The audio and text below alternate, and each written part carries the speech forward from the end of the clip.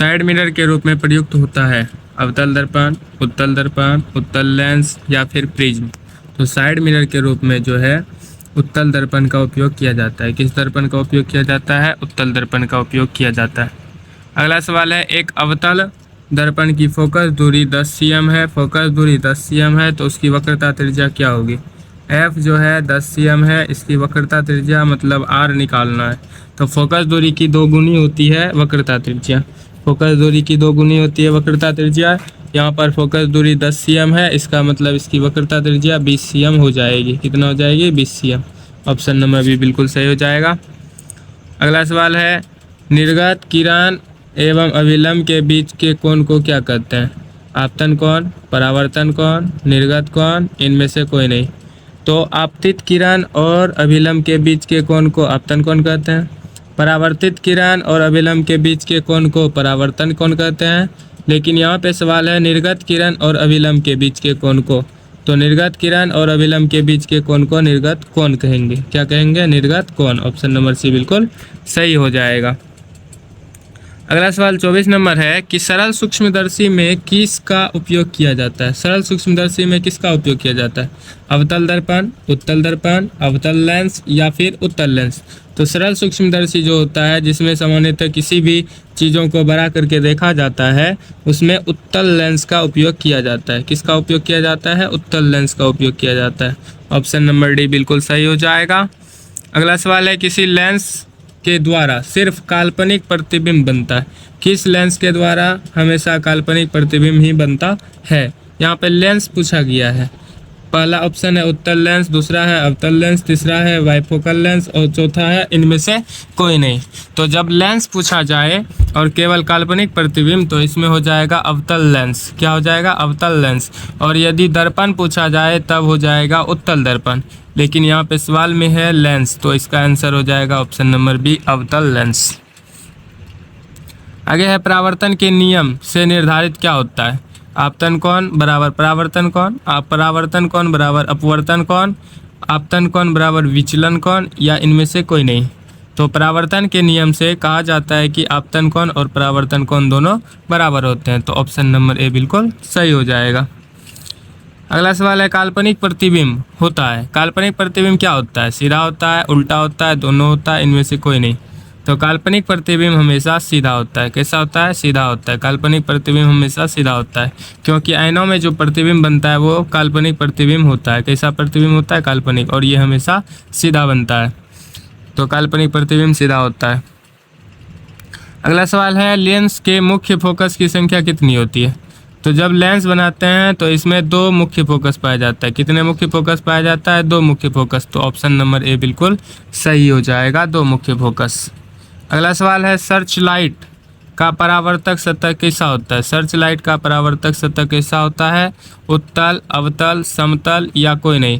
तो search light torch को कहा जाता है। ये जो होता है इस प्रकार का, इसमें जो है दर्पण लगा होता है, इसीलिए ये है अवतल दर्पण। तो ऑप्शन नंबर बी बिल्कुल सही हो जाएगा, अवतल दर्पण। सर्च लाइट के परावर्तक सतह कैसा होता है? अवतल दर्पण।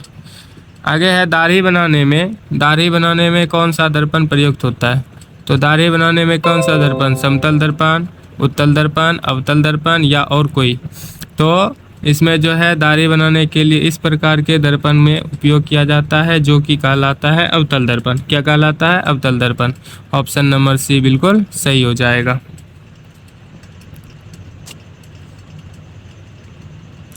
31 नंबर सवाल है, पानी में डाली हुई छड़ी टेढ़ी दिखती है, इसका कारण क्या है? परावर्तन, अपवर्तन, पूर्ण आंतरिक परावर्तन या विवर्तन। तो पानी में डाली हुई छड़ी जो होती है वो टेढ़ी दिखाई देती है और इसका मेन कारण है अपवर्तन। क्या है? अपवर्तन। तो ऑप्शन नंबर बी बिल्कुल सही हो जाएगा, क्योंकि अपवर्तन के कारण ही पानी में डाली हुई छड़ी टेढ़ी दिखाई देती है और सिक्का जो भी है वो थोड़ा सा उठा हुआ प्रतीत होता है। किसके कारण? अपवर्तन के कारण। ऑप्शन नंबर बी बिल्कुल सही हो जाएगा। आगे है, दर्पण की चौड़ाई को दर्पण का क्या कहा जाता है? फोकस, ध्रुव या द्वारक या इनमें से कोई नहीं।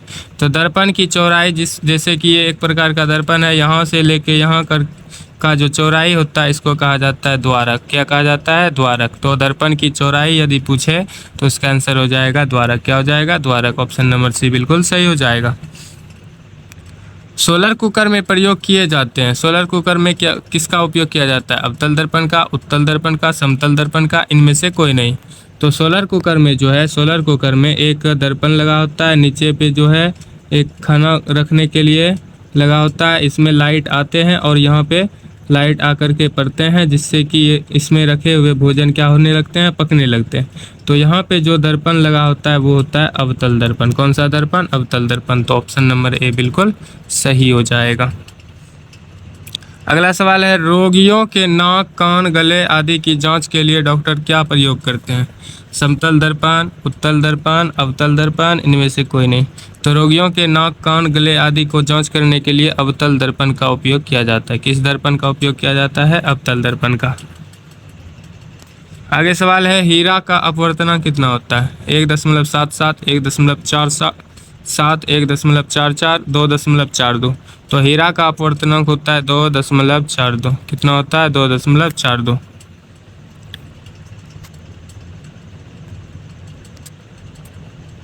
आगे सवाल है,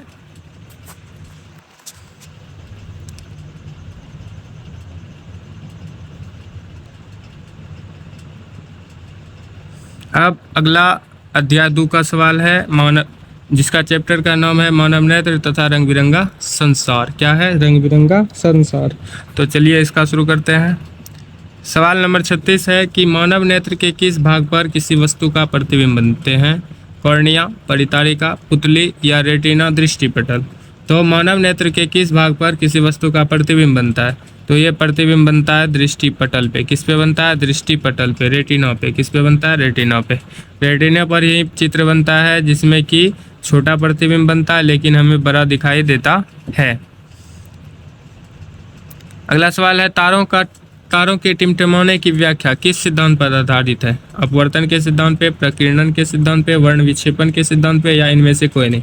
तो तारों का टिमटिमाना जो है ये अपवर्तन के सिद्धांत पे निर्भर करता है। किस सिद्धांत पे? अपवर्तन के सिद्धांत पे। जब प्रकाश की किरणें आती है तो थोड़ी सी कट के आती है, पूर्णतः आती है, कभी अंशतः आती है। ये अपवर्तन के कारण होता है, इसीलिए अपवर्तन के सिद्धांत अनुसार हो जाएगा। अगला सवाल है, नेत्र लेंस की फोकस दूरी अधिक हो जाने से कौन सा दृष्टि दोष होता है? लेंस की जब फोकस दूरी अधिक हो जाता है, लेंस की फोकस दूरी जब अधिक हो जाता है तो इसमें जो है निकट की वस्तु दिखाई देने नहीं लगता है। निकट की वस्तु जब दिखाई नहीं देता है तो वैसे दोष को कहा जाता है दूर दृष्टि दोष। कौन सा दृष्टि दोष? दूर दृष्टि दोष। तो ऑप्शन नंबर बी बिल्कुल सही हो जाएगा। आगे सवाल है, नेत्र में किसी वस्तु का प्रतिबिंब बना होता है। बना हुआ प्रतिबिंब कैसा होता है? काल्पनिक सीधा या छोटा, काल्पनिक उल्टा या बड़ा, वास्तविक उल्टा तथा छोटा, वास्तविक उल्टा तथा बड़ा। तो सबसे पहली बात है कि नेत्र में जो बनता प्रतिबिंब वो वास्तविक होता है। तो ये ए और बी आंसर नहीं हो सकता है, तो वास्तविक होता है। वास्तविक से हमेशा उल्टा प्रतिबिंब बनता है तो सही है, लेकिन नेत्र में जो बनता है प्रतिबिंब छोटा बनता है। तो ऑप्शन नंबर सी बिल्कुल सही हो जाएगा। नेत्र में बना प्रतिबिंब कैसा होता है? वास्तविक होता है, उल्टा होता है तथा छोटा होता है। अगला सवाल 40 नंबर है कि जो नेत्र निकट स्थित वस्तुओं को स्पष्ट नहीं देख पाता, जो नेत्र निकट स्थित वस्तुओं को स्पष्ट नहीं देख पाता, उस नेत्र में क्या होता है? उसमें होता है दूरदृष्टि दोष। क्योंकि जिसमें दूर की वस्तु दिखाई देती है उसे दूरदृष्टि दोष कहते हैं, जिसमें निकट की वस्तु दिखाई देती है उसे निकट दृष्टि दोष कहते हैं। अगला सवाल है, श्वेत प्रकाश की किरण जब किसी प्रिज्म से होकर गुजरती है तब जो रंग अधिक विचलित होता है वह कौन सा है? श्वेत प्रकाश की किरण जो है प्रिज्म से होकर के गुजरती है तो जो रंग सबसे अधिक विचलित होता है, जो अधिक विचलित होता है वह कौन सा है? तो वह हो जाएगा बैगनी। कौन सा हो जाएगा? बैगनी। अपने लेंस की फोकस दूरी को बदलकर दूर या निकट स्थित वस्तु को साफ साफ देख सकने की आंख के गुण को क्या कहते हैं? दूरदृष्टिता, समंजन क्षमता, निकट दृष्टिता या ज्वरा दूरदर्शिता। तो इसका आंसर हो जाएगा समंजन क्षमता। ये क्या हो जाएगा? समंजन क्षमता। समंजन क्षमता के कारण ही मनुष्य जो है दूर या निकट स्थित वस्तु को साफ साफ देख सकते हैं। तो क्या आंसर हो जाएगा? समंजन क्षमता। जरा दूरदर्शिता से पीड़ित व्यक्ति का उपचार किस प्रकार के लेंस से किया जाता है? अवतल लेंस, बाइफोकल लेंस, अपसारी लेंस, अभिसारी लेंस। तो जरा निकट दृष्टि दोष को देखते हैं तो निकट दृष्टि का किया जाता है अवतल से, अपसारी अवतल लेंस से किया जाता है। अपसारी लेंस अवतल दर्पण को ही कहा जाता है, अवतल लेंस को ही कहा जाता है।